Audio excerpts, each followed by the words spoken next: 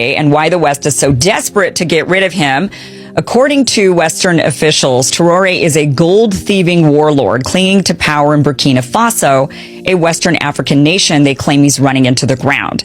Well, just last month, U.S. General Michael Langley, let me show you his picture here, the commander for the U.S. African Command, he testified before Congress claiming Traoré is stealing gold and using it to protect himself and his regime, as if using the national bank account for protection and the military is somehow criminal when our own government just upped the defense budget to $1 trillion. But anyway, here's the part they leave out. Ibrahim Traoré is not a dictator. He's a 37-year-old military captain who came to power in 2022, not through some elite Western-funded election, but by leading a popular military coup backed by everyday people in his country. Why? Well, because the previous government had completely failed to defend the country against jihadist terror groups who, by the way, largely were formed after the violent U.S.-backed overthrow of Gaddafi. Not only that, but the leaders were actually laundering money for self-enrichment on the side, which is no surprise. So the people of Burkina Faso grew tired of being poor in one of the most resource-rich regions on earth. They were tired of French and American influence, tired of so-called leaders who actually took orders from Paris and Washington. And Traoré, a young, unapologetically African and deeply nationalist man, became a symbol of resistance because of it. And what the West can't stand is this. Those imperialists consider that we belong to them and our wealth also belongs to them. They think that they are the ones who must continue to tell us what is good for our states. Africa, our continent that suffered so much because of the imperialists. This era is gone forever. Our resources will remain for us and our populations. Yeah, these are the words of a man who knows exactly what's at stake. Now, since taking power, Traoré has cut military ties with France. He's expelled French troops and demanded control over his country's gold, land, and future. He's rebuilt roads, made education free, and never raised his own salary in the process. He has kept his captain's salary from the military. He's also partnered with China and Russia, and for that, the empire has tried to destroy him. He's already survived multiple assassination attempts and several coup plots to remove him, and the smear campaigns are nonstop.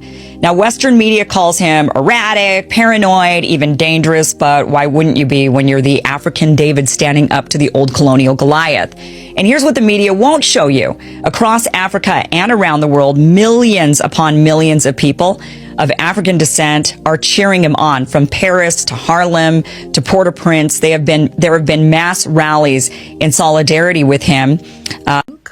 What really is pissing off white people is the fact that the sun is trying to kill them. Stay with me, stay with me. I believe we all exist within the animal kingdom. We have our name. What are we? Homo sapiens. I believe that we are all animals in our core. Our brains are different, but we all contain mostly the same inside stuff.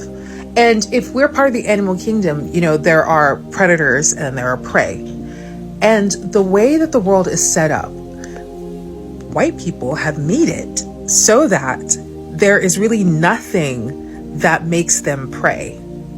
They have gone around the world, literally conquering most corners of the earth, at least touching them in some kind of way, to prove to everybody that they are the predator. They are the top dog. They are number one. They are predators. Like the way that lions wander around the jungle, chill, living their best lives because, like, ain't nobody looking for them. People run when they see them. So in that same kind of way, I feel that white people really wanted to make their presence known because in their minds, they want to be the literal top dog. But the sun don't give up about none of that. The sun is literally doing its damnedest to kill white people. It goes out of its way to torture y'all. And I do believe that that is maybe the reason why they've spent so much time polluting the earth, because maybe then they can defeat the sun. But we see how that's going, you know? The sun's only getting worse. They're realizing that there is no defeating something that is bigger than them. But shh, don't tell them that. But then on top of that, in addition to those things, so it brought me to think, is white people's real beef with all the rest of us the fact that the sun likes us?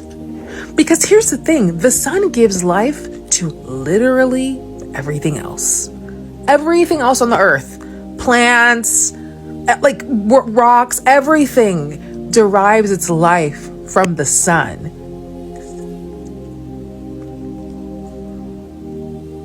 So is that the reason that they're mad?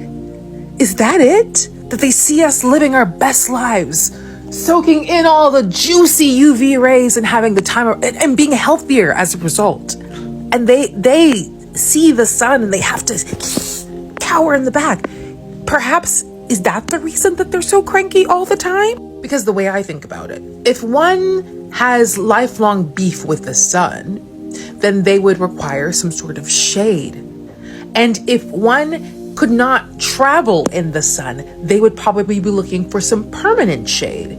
Now, what would cause the world to go from nomadic and living off the land to sort of these fixed structures? Perhaps it's the fact that some people, a certain color folk, could not survive without a permanent structure in which to be protected from the big old star.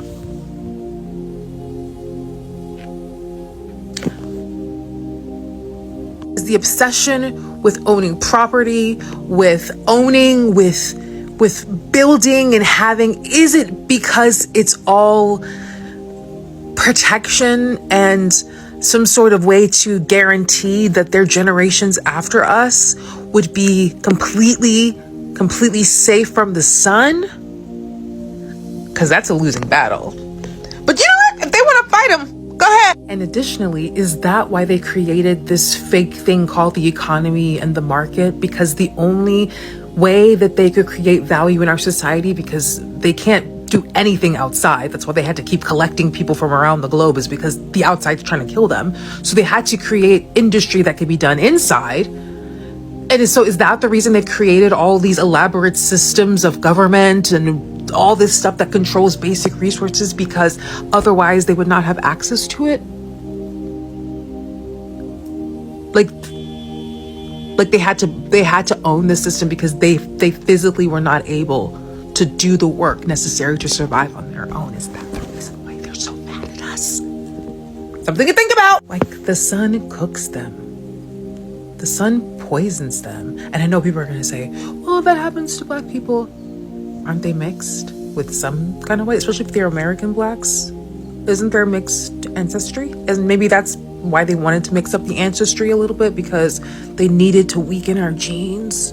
But I'm not getting into the eugenics of it all. I am not getting into that, and I don't really believe in that, but I do believe that they were breeding black folk like cattle. So that was probably one of the considerations, because when one is breeding animals, those are the things that you consider. So we got to start being real about that stuff. But like, they weakened the melanin genes so that people are now more susceptible to the sun. But like, the sun's trying to cook them. The sun is trying to poison them. The sun gives them cancers. Like, the sun ages them in the most diabolical ways. They can't even handle being the slightest bit hot. Like, have you seen them? Like, they're the reason why all of the insides are AC'd. And on top of that, do you think that they're keeping us inside so that we can be more vitamin D deficient? Because I'm dangerously vitamin D deficient because I don't be going outside because I gotta work. Is that what they're doing? They said, oh, if we take them out the sun, we can weaken them, make them malleable, make them not think, because they'll all be vitamin D deficient and you need that vitamin D. I'm just saying. Okay? Also, let my twist out. Like, come on now. You see me. Breaking news. General Michael Langley said that he will never apologize to Ibrahim Traoré and nobody will ever make him do it. This is after Ibrahim Traoré requested him to apologize for all those things that he said, because none of it is true. Yesterday, Ibrahim Traoré had an interview and he was asked about this General Michael Langley and what he think about everything that he said. So this is what he had to say. He said that it's so unfortunate that one of our own is accepting to be used by the West to take us out. The things that this Langley said is not true at all, especially about Burkina Faso gold reserve. Ibrahim Traoré said that the moment that he became the president, there was no any Burkina Faso gold reserve. There was no gold reserves. He said that he's the one who started gold reserves in Burkina Faso. He made sure that the West are not stealing Burkina Faso gold. He also said that for them to say that he is using Burkina Faso gold to protect himself, he said that he is, because this is their gold. This is Burkina Faso gold and it needs to be protected. He said that it's not their business for them to worry about Burkina Faso gold. He is taking good care of them, and only Burkina Faso people, they are going to enjoy this gold, not them. What if I tell you that Africa's most loved leader is being targeted and we might be making it worse? Yes, let's talk about something really serious today.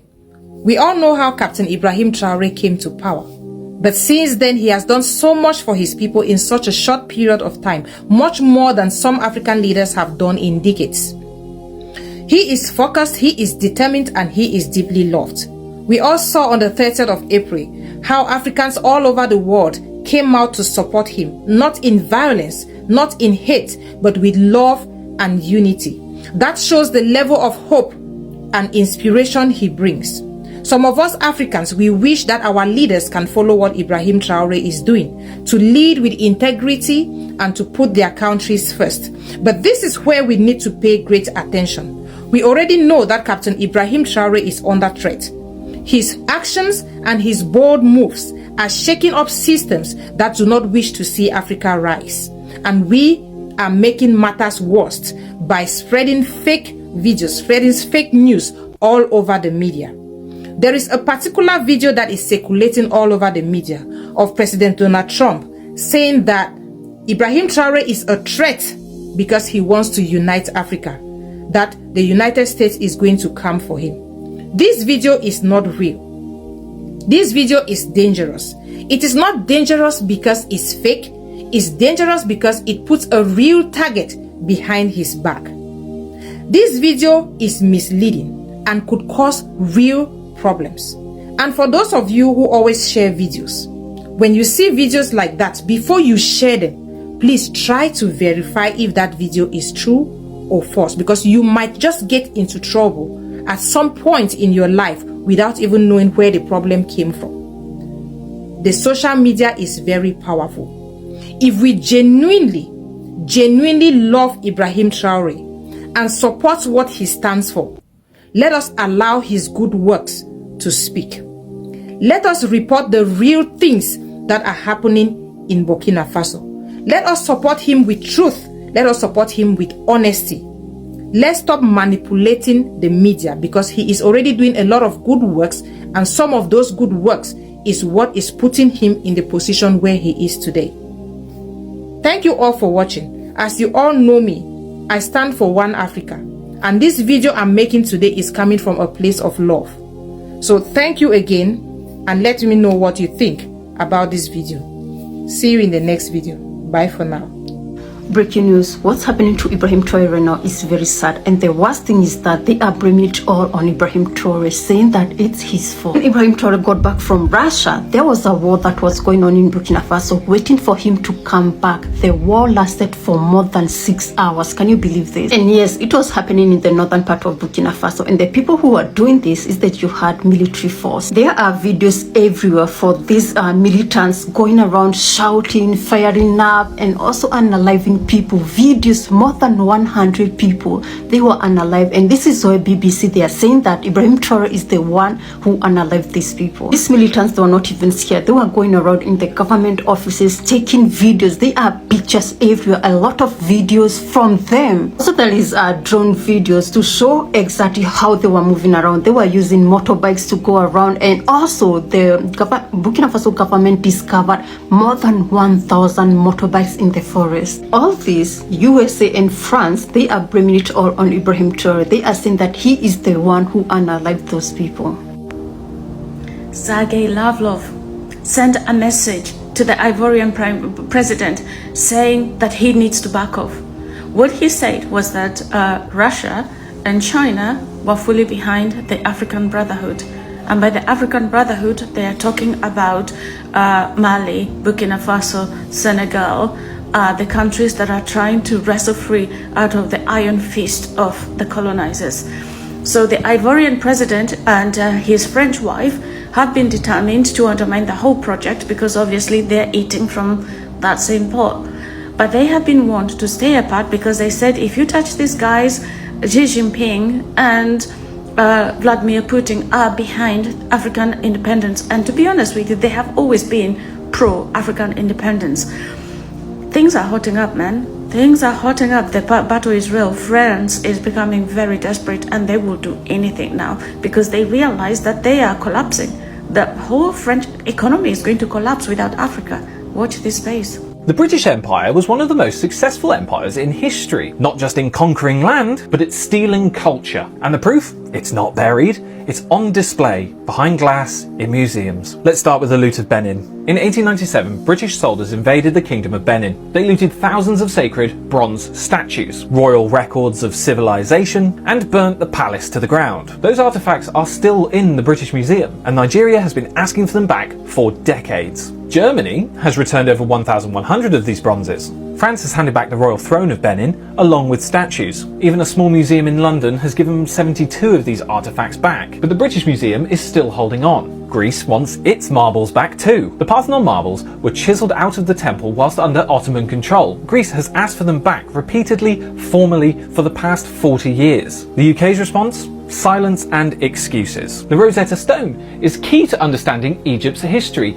and hieroglyphics. It was originally taken by Napoleonic France, and then later handed to Britain after the defeat of Napoleon. Egypt has made formal requests for its return, and they are still refused. Buddhist sculptures from India, sacred manuscripts from Ethiopia, gold regalia from Ghana, and tattooed Maori heads, all taken during war or occupation, and many still sit in Britain's vaults. Some museums say that these artifacts are better preserved in Britain, but preservation without consent is not stewardship, it's possession. France has acted, Germany has led. Even Scotland has been returning stolen gold. But the heart of the British Empire's stolen cultural hoard is still locked by policy, politics, and pride. This is not about the past, it is about now. What was taken should be returned, and every day that it isn't is cultural theft.